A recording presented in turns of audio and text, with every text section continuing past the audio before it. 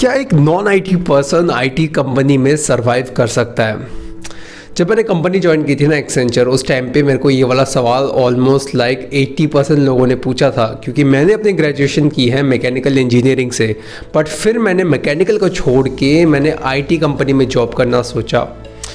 इसके पीछे के कुछ रीज़न थे और साथ ही साथ फिर उस टाइम पे मेरे को भी बहुत सारे ऐसे डाउट थे कि यार आखिर मैं क्या करूँगा आईटी कंपनी में। मैंने तो जितना भी अपना स्टडी किया है मैकेनिकल बैकग्राउंड से किया है, तो वहाँ पे तो काम ही पूरा चेंज हो जाएगा। तो एक तरह से मैं एक लीप ऑफ फेथ ले रहा था और यही सवाल का आंसर मैं आज करने वाला हूँ, क्योंकि मुझे अभी एक्सेंचर में 8 महीने हो गए। So I think I am eligible now कि इसका मैं आंसर दे सकूँ आप लोगों को भी। और बहुत सारे ऐसे लोग होंगे मेरी तरह, ठीक है, जो कंपनी ज्वाइन करने वाले होंगे या फिर ज्वाइन करने का सोच रहे होंगे, but they are from a non IT background. So hey guys, my name is Pranjal Kalita और मैं स्वागत करता हूँ हम लोगों मेरे चैनल पे। और आज के वीडियो में मैं ऐसे क्वेश्चंस का आंसर करने वाला हूँ जो ऑलमोस्ट सभी को रहते हैं कि एक non IT person IT company में कैसे सर्वाइव करेगा, क्या डिफिकल्टीज उसको फेस करनी पड़ सकती है। और तो मैं सब कुछ ही आपको डिटेल्स देने वाला हूँ, कुछ ऐसे टिप्स देने वाला हूँ। अगर आप उनको फॉलो करते हो तो आपकी जो जर्नी है इन कंपनीज में बहुत ज़्यादा स्मूथ हो जाएगी। आपको काफ़ी सारी चीज़ें ऑलरेडी प्रिपेयर्ड मिलेंगी, ठीक है, जो आप लोगों को ही हेल्प करेंगी। कैसे, तो मैं आगे वीडियो में बताऊंगा, तो वीडियो को पूरा देखना। तो चलिए सबसे पहले हम बात करते हैं कि ये जो थिंकिंग है या फिर ये जो पर्सपेक्टिव है ना कि एक नॉन आईटी पर्सन कैसे सर्वाइव करेगा आईटी कंपनी में, ये तो यार मेरे हिसाब से गलती है।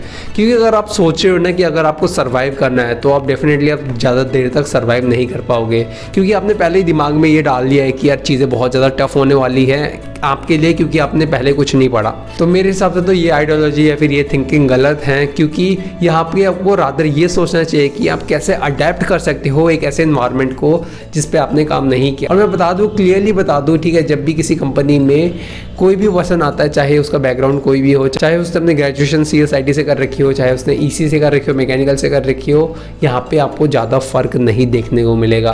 क्योंकि जो भी अपने चीज़ें आपने ग्रेजुएशन में सीखी होती है ना, उसका ज़्यादा प्रैक्टिकल यूज़ यहाँ पे नहीं हो रहा। हाँ, अगर आपने कोई प्रोग्रामिंग लैंग्वेज सीखी है तो वो डेफिनेटली आपके पूरे लाइफ टाइम काम आने वाला है। तो एक लैंग्वेज सीख लेना डेफिनेटली अच्छी चीज़ होती है, बट अदर देन दैट जो भी चीज़ें आपने पढ़ी होती है ना, वो यहाँ पे इन प्रैक्टिकल लाइफ ज़्यादा काम नहीं आता। क्योंकि जो कंपनीज़ है वो न्यू टेक्नोलॉजीज़ पे काम कर रही हैं और आपको उन बुक्स में इतना नॉलेज नहीं प्रोवाइड होता।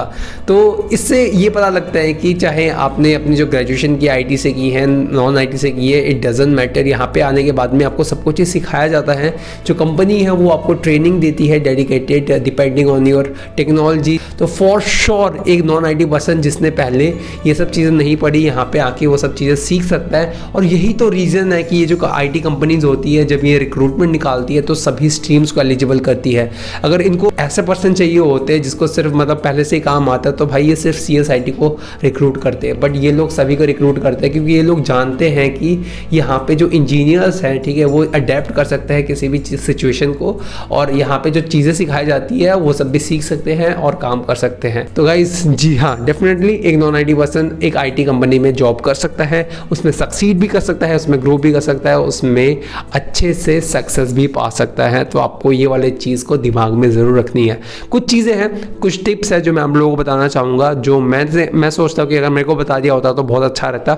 एंड डेफिनेटली ये आपके करियर वाइज में आपको बहुत ज़्यादा हेल्प करने वाली है। बहुत सारी कंपनी है जो मतलब अभी क्लाउड टेक्नोलॉजीज पे काम करती है, जैसे कि AWS हो गया, GCP हो गया, ठीक है, यहाँ पे माइक्रोसॉफ्ट का Azure होगा, बेसिकली डेटा से रिलेटेड जितने भी एप्लीकेशंस वगैरह हैं, या फिर यहाँ पे बिग डेटा हो गया।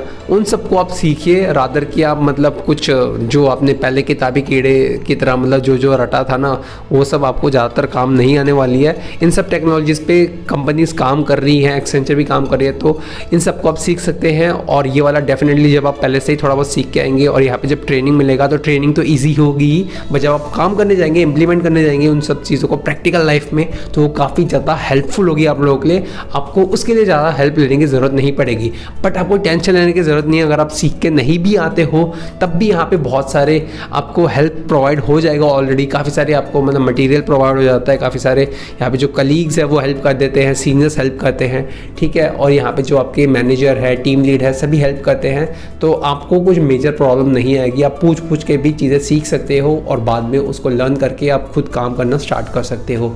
और अदर देन दिस, अगर आपको अपने करियर में अच्छा खासा ग्रोथ चाहिए तो यार पहले ही मतलब कुछ कोर्सेज करना स्टार्ट कर दो और कुछ सर्टिफिकेशंस अगर आप कर पाओ, ठीक है। अगर आप में वो कैपेसिटी है या फिर आप सीख भी रहे हो एटलीस्ट, तब भी वो आपके बहुत ज़्यादा हेल्प आएगा करियर वाइज में। क्योंकि जब आपकी प्रमोशन की बात आती है या फिर कुछ भी ऐसे हाइक की बात आती है, सैलरी में हाइक की, या फिर कुछ भी मतलब आता है ना करियर से रिलेटेड कोई भी अपॉर्चुनिटी है, तो उस टाइम पे ये सब चीज़ें देखी जाती है। अगर आपके पास ऑलरेडी कोई सर्टिफिकेशन है तो बहुत अच्छी बात है, वो आप स्किल सेट में आपको जुड़ जाता है, एंड डिपेंडिंग ऑन दैट आपको प्रोजेक्ट भी अच्छे अलॉट हो सकते हैं। या फिर आपके जब प्रमोशन की बात आती है तो ये सब भी कंसीडर किया जा सकता है कि बंदे के पास नॉलेज है, बंदा इन सब टेक्नोलॉजीज पे काम कर सकता है, तो इसको अपॉर्चुनिटीज भी और ज़्यादा मिल सकती है। तो इसीलिए अगर आप कर पाओ, अगर आपके पास टाइम है तो करना स्टार्ट कर दो। छोटी मोटी बहुत सारे फ्री कोर्सेज आते हैं, ठीक है, उनमें सर्टिफिकेशंस भी होते हैं, वो सब कर सकते हो। तो गाइस यही सब थी वो सब टिप्स, और मैंने जो आपको बताना था बता दिया कि आपको टेंशन लेने की कोई ज़रूरत नहीं है, ठीक है। चाहे आपका कोई भी बैकग्राउंड हो, कोई फ़र्क नहीं पड़ता यार। कंपनी में अगर आपको जॉब करने का मन है तो आओ, ठीक है, यहाँ पे चीज़ें सीखो, उसके बाद फिर आप काम करना स्टार्ट कर दो।